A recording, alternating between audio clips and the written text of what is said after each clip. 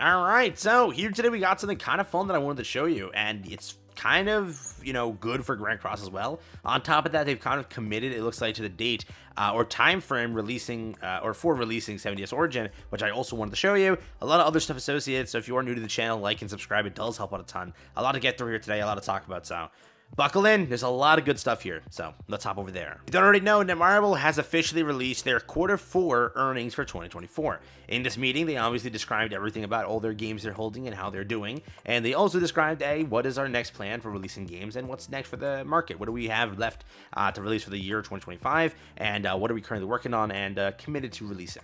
Today, we have that full answer here, so let's hop into it. So, NETMARBLE over here, Q4 2024 earnings results, February 13th. This is the first ever year, it looks like, that NETMARBLE has officially said they have gone positive, meaning that they've actually made a profit. And it is pretty big news. A lot of the KR sites are covering it, saying, like, NETMARBLE's, back, if you were to say, or definitely on top right now, because, again, they did report profit this time, which is pretty big.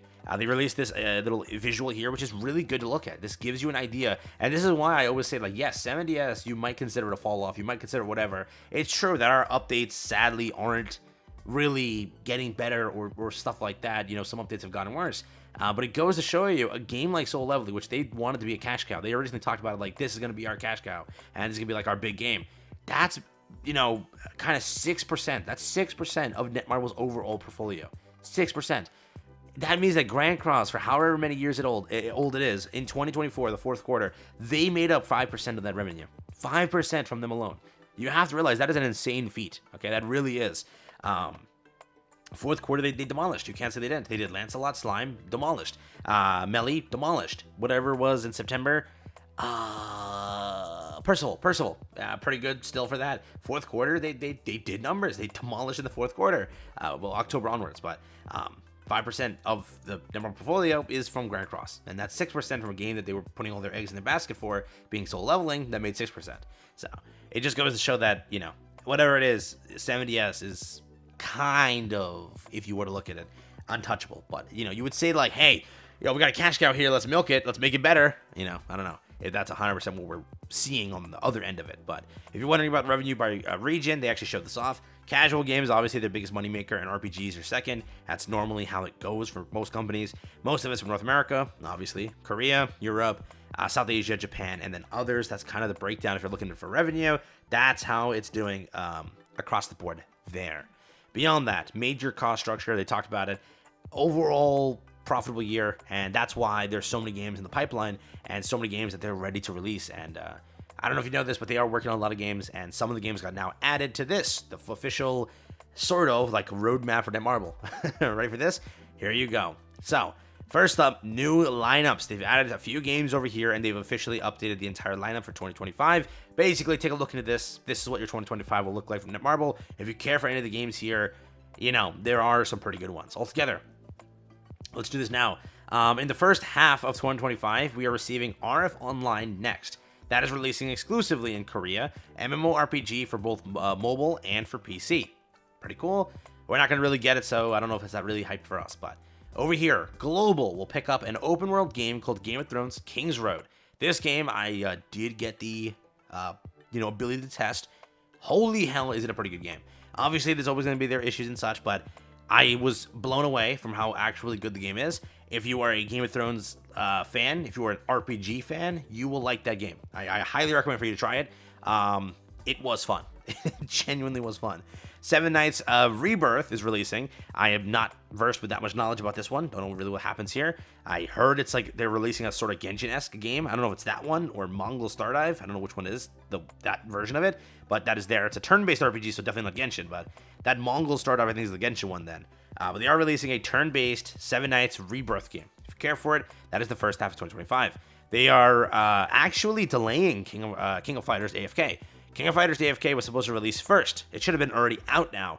Apparently, the beta did not go well, and they decided to take it back to the work or the team to fix it up and make a better game before releasing it. But not great things I heard about that one.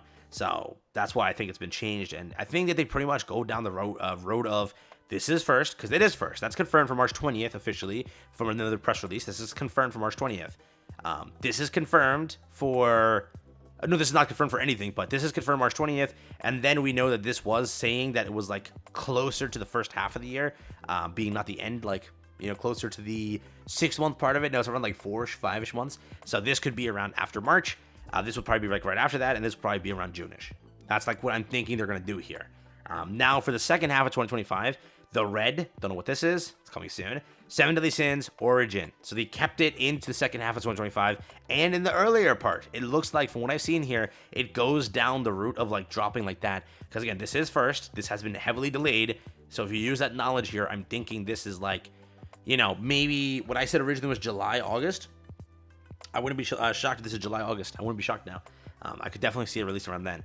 But yeah, they are committed to it, and they are confirming consoles releasing, and it looks like it's releasing day one. Yeah, remember Soul Leveling originally was like put for PC and mobile. They released that perfectly on PC and mobile. Now they're releasing it on Steam and console. So this is releasing day one console, which is huge for Netmarble. I'm pretty sure it's Netmarble's first ever console game. So huge W.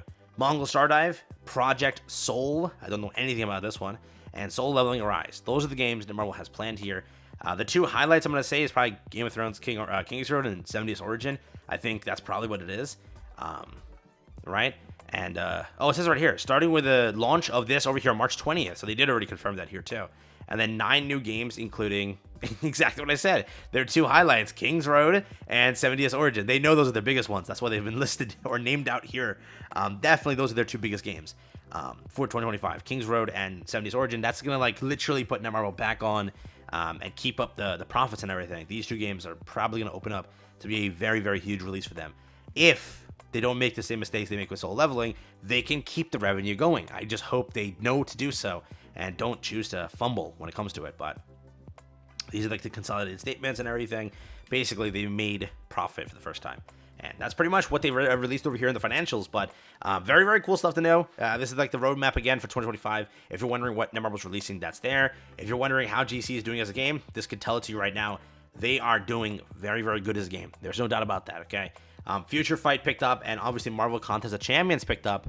Why? Because of Rivals as such too. Rivals released very recently, and Rivals has been kind of taking over the gaming scene for a bit, and it's been also pushing people to the Marvel IP itself, and obviously these games have done Marvel Rivals collaborations and such, and that also gives those games much more of a push. So definitely that's why Future Fight and Contest of Champions will be picking up a lot more because of Marvel Rivals.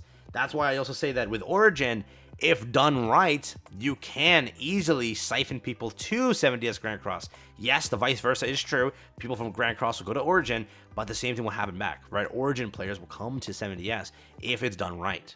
So remember that. But again, the big words there. What are the big words? If done right. We'll have to see. So altogether, that's pretty much what they listed over here. All of the news. 7 Deadly Sins, 5%. Soul Leveling Arise, 6%. And that was, again, the top revenue generator. So Grand Cross is still on their charts there and doing pretty good. Let me know what you think altogether. That is, again, the Q4 financials from Netmarble. Take care, have fun. Peace out. Pretty big news.